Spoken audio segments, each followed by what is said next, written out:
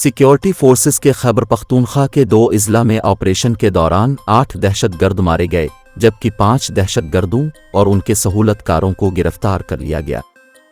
पाक फौज के शोबा ताल्लुकात आमा ISPR के मुताबिक सिक्योरिटी फोर्सेस की जानिब से खैबर पख्तूनख्वा के 2 अजला में ऑपरेशन किए गए। पहला ऑपरेशन बन्नू के इलाके जानी खेल में किया गया, जहां सिक्योरिटी फोर्सेस और दहशतगर्दों के दरमियान शदीद फायरिंग का तबादला हुआ। ISPR के मुताबिक ऑपरेशन के दौरान 8 दहशतगर्दों को हलाक कर दिया गया, जबकि 5 दहशतगर्दों और उनके सहूलतकारों को गिरफ्तार कर लिया गया।